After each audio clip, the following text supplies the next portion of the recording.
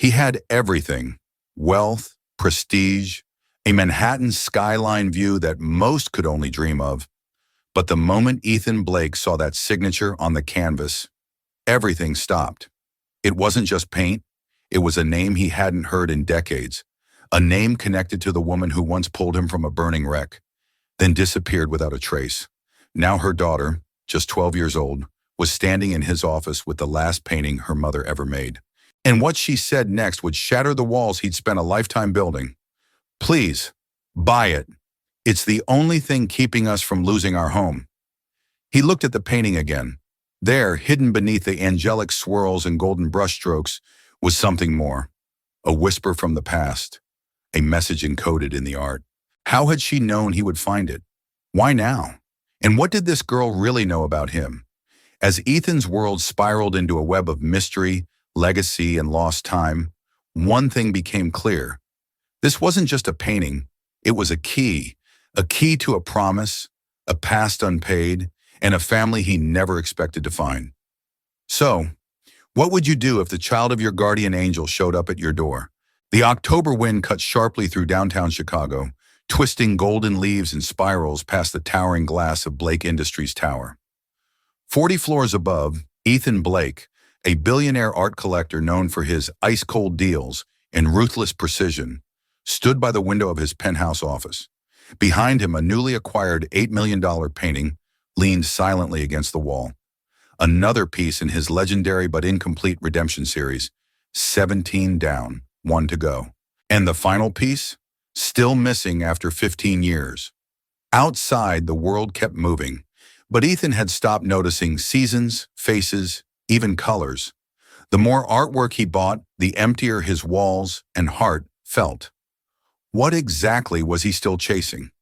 Just then, something flickered below, a tiny splash of yellow amidst the concrete sea.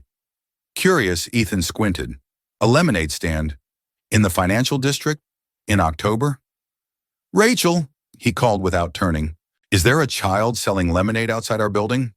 His assistant joined him at the window, arms crossed. "She's been there all week. Security said she's harmless." Ethan's brow furrowed. A 12-year-old selling lemonade in the freezing wind outside a skyscraper known more for hedge funds than handouts? Odd wasn't the word. It was unsettling. "She's holding up a sign," Rachel added. "Keeps asking to meet you." "Me?" Ethan scoffed. "Why would a child want to speak to me?" "She says she has something to sell you, and it's not lemonade." What could she possibly have that he wanted? And then she looked up. Even from 40 stories high, her gaze was piercing. Not desperate, determined. She wasn't begging. She was offering something. The next morning, Lily Carter stepped into the penthouse office of one of the most powerful men in the country, clutching a canvas wrapped in her mother's old scarf. Her sneakers squeaked against the marble floor. She was small, visibly trembling, but her voice didn't waver when she said, "Mr. Blake, thank you for seeing me." Ethan turned from the window.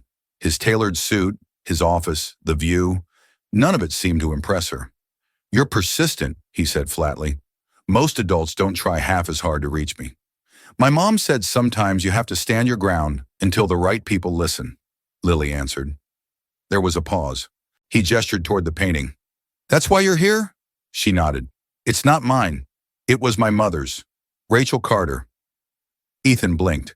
"Rachel Carter," Lily continued, "was my mom. She passed away 2 months ago. This is her final painting." Lily unwrapped the canvas carefully, as if unveiling something sacred. Ethan stepped forward, ready to feign interest.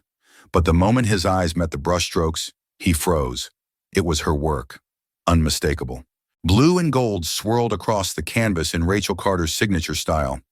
But it wasn't just the technique that grabbed him. It was the signature in the bottom corner, and the title etched faintly on the back. "Guardian Angel." His breath hitched. "Where did you get this?" His voice cracked. "She painted it before she died. Said someone out there would know what it meant, that it would find its way to the right person." And then came the words that shattered him. She said it would complete the redemption series. Ethan staggered back into his chair.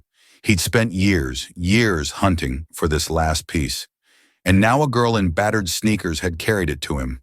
wrapped in a scarf. Could this really be happening? I'm the oldest, Lily said. My siblings are Emma and Noah. We're going to lose our house next week. Mom said this painting could save us if I found the right collector. But Ethan wasn't listening to the numbers or the mortgage threat. He was staring at Lily's eyes. Those eyes. He'd seen them before, but not in a gallery, not in an auction house. It hit him like lightning. 20 years ago, a woman had pulled him from the wreckage of his burning sports car after a crash on the interstate. He never learned her name, only that she disappeared before the paramedics arrived. Now, staring at the painting, staring at Lily. Could it be? Could Rachel Carter have been that woman? And if she had saved him then? What did that make this moment now? Coincidence? Or something far greater? Ethan's hand hovered above the canvas, not daring to touch it. Do you know what this is worth? Lily's eyes narrowed. Enough to save our home, I hope. He nodded slowly. Much more than that. But if this was the painting he'd been searching for, what else was Rachel trying to tell him through it? And more importantly, why did she send her daughter to find him? What would you do if the person who once saved your life left behind a final message just for you? And what if that message came in the form of a child, standing in the cold, holding her family's last hope? Sorry to interrupt the story here, but before we continue, let me ask you, if a stranger's child showed up at your office with something that could change your entire life, what would you do if you realized your greatest art collection came from the one person who once saved your life? Comment your thoughts below and let us know where in the world you're watching from. And if this story moved you even just a little, please give it a like and share it with someone who needs to hear it. The car ride to the Carter home was unnervingly silent. Ethan Blake's luxury sedan glided through the neighborhoods of Queens like a spaceship from another world. Beside him, Lily sat clutching the scarf-wrapped painting to her chest, every so often sneaking a glance at the man who, just hours ago, had been a name whispered in headlines and Forbes articles. Now suddenly her only hope. As they turned onto Sycamore Street, Ethan's breath caught. The house she pointed to was small, 2 stories, pale blue with peeling paint, and a porch that sagged like it was tired of holding secrets. The garden was wild, overgrown but not abandoned, like someone had tried to care for it until they couldn't. She got too sick, Lily said quietly, and the bills, they never stopped coming. Ethan didn't reply. He just stared at the house. This was where Rachel Carter had lived, the woman who had saved his life in the dark of night, then disappeared. Inside, the contrast was jarring. Though old and worn, everything was clean. Faded rugs, repaired furniture, art everywhere. Her mother's sketches pinned on the walls. Some barely finished, others so intricate they demanded silence. It was not a house of poverty. It was a house of resilience. We still have a few days before the bank takes it, Lily added, leading him into a kitchen with mismatched chairs. But I didn't know who else to ask. Where are your siblings now? Ethan asked. Emma's 9. She's in the living room helping Noah with his spelling. Our neighbor, Mrs. Abbott, watches us when she can, but her daughter's moving her to a care facility. Ethan nodded. Something in his chest ached in a way that felt both unfamiliar and old. Soon, a small girl with dark hair peeked in, followed by a shy, blond boy no older than 6. They froze at the sight of Ethan. This is Mr. Blake, Lily said. He's helping. Mrs. Abbott arrived moments later, muttering about a doctor's appointment and studying Ethan with suspicion. You a lawyer? No, he replied. I'm just a collector. But what was he collecting now? Paintings, or something far more fragile? Over tea, Ethan saw more of Rachel's life than any biography could reveal. The broken heater, the almost empty fridge, but also the sparkle in Emma's eyes, the way Noah hummed while drawing superheroes, the fact that Lily, barely 12, was trying to save her family one desperate idea at a time. Ethan asked to see the foreclosure notice. Lily brought out a stack of papers. As he flipped through them, his expression hardened. It wasn't just the mortgage. Medical bills had swallowed everything. How have you managed so far? He asked. I babysit, Lily said. Emma sells friendship bracelets at the park. And Noah, he does what 6-year-olds do. He smiles a lot. That helps. Something inside Ethan fractured, not in a dramatic way, but like a dam quietly giving way under the pressure of empathy. He stepped aside to make a phone call. When he returned, his voice was steady but soft. "I'm buying your mother's painting," he said. "Not for my vault, not for display, but to complete a story she began. A story I didn't know I was part of." He handed Lily a check. More than the house, more than the debts, more than a girl who'd sold lemonade could have imagined. Lily stared at the zeros. "Why are you helping us?" Ethan didn't answer right away. "Because," he said finally, 20 years ago, your mother saved me. I owe her a debt. And this is my second chance." He stood, preparing to leave, but something on the wall caught his eye. A sketch, simple, rough, of a car crash. A woman pulling a man from a wreck. In the corner, scrawled in Rachel's handwriting, "The day everything changed." Ethan touched it gently. It was her. It had always been her. He turned to Lily. "I'll be back tomorrow." And he meant it. "But let me ask you something. If you discovered someone saved your life years ago, but never told you, would you feel grateful or guilty? And if their children were about to lose everything, how far would you go to protect them in return?" Sorry to pause here, but this is where we'll continue next time. Thank you for your patience. Tell me, what do you think is waiting for Ethan when he returns tomorrow? And what secrets might still be hiding in Rachel's artwork? Let us know in the comments. Also, drop your country below. We'd love to see where you're watching from. And if this story moved you even just a little, please give it a like and share it with someone who needs to hear it. The next morning, the crisp fall air hadn't yet shaken the chill clinging to the corners of the Carter home. But inside, warmth had begun to return, not from a working furnace, but from something harder to name. Belief? Hope? Ethan Blake arrived early. The front porch no longer felt foreign.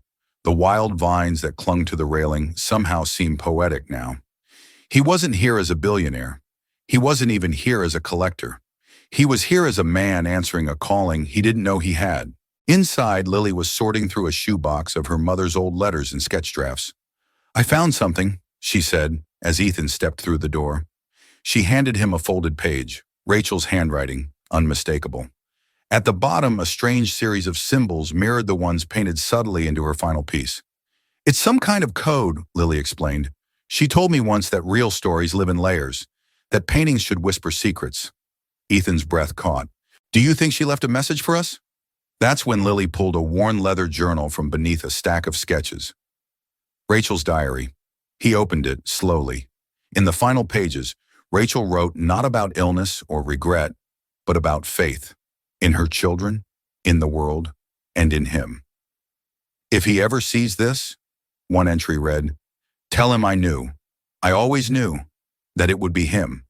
"Your mother," Ethan whispered. "She planned everything." But the past wasn't the only thing calling for clarity. That afternoon, a knock echoed through the hallway. Claire Doyle from Child Protective Services stepped inside, her expression serious. "Mr. Blake, we received a petition from a woman claiming to be the children's maternal aunt, Tessa Crawford. She's requested an emergency guardianship hearing." Lily's fingers tightened around her tea. "She hasn't spoken to us since I was 5. She and Mom fought about everything. She'll be here tomorrow morning to speak with the children." Ethan's jaw clenched. "She's not here for them. She's here for the painting." Claire didn't confirm or deny, but her silence was enough. That night, the house was quiet, almost too quiet. Emma curled up on the couch, holding a handmade sketch of Rachel, and Noah fell asleep under a blanket of stars glued to the ceiling. Ethan stood in the hallway watching them. "I'm not sure I can fight this," he admitted to Lily. "Legally, I'm nothing." "You're not nothing to us," she said without hesitation, "and you were never nothing to her." She opened Rachel's journal again and showed him another passage. One that detailed how Rachel had tracked the anonymous buyer of her redemption series for years. "She called you her invisible angel," Lily said, "because even though you didn't know, you were helping us all along." Ethan didn't sleep that night. Instead, he sat beside Rachel's final painting, studying the guardian figure watching over the 3 children. Beneath the brush strokes, faint but unmistakable, were coordinates. coordinates to the hospital where she'd saved his life. How had she hidden this in plain sight? When morning came, Tessa Crawford arrived. Sharp blazer, tight bun, firm handshake. She barely glanced at the children before saying, "My sister's lifestyle was never practical. These kids deserve structure, discipline, and love," Ethan asked. "Do they deserve that too?" Tessa turned.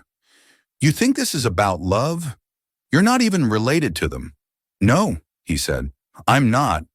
But their mother trusted me with the one thing she couldn't finish, raising them." Claire interrupted. "The court will want to see evidence, stability, intent." Lily stepped forward. "Then show them her journal." In the hearing, the judge listened patiently. Tessa spoke of California prep schools and structured futures. Lily spoke of ramen dinners, art lessons on the floor, and the way Ethan stayed during storms because she still woke up scared. Then the judge turned to Ethan. He didn't mention his bank account. He didn't speak of legacy. Instead, he opened the journal, and he read aloud, "He will guard them as I guarded him. This is the circle. Closing." The courtroom fell silent. By the time the judge ruled in favor of Ethan's guardianship, Emma had buried her face in his coat, and Noah had drawn a picture of them, all standing beneath a rainbow labeled home. Weeks passed, then months. The house transformed.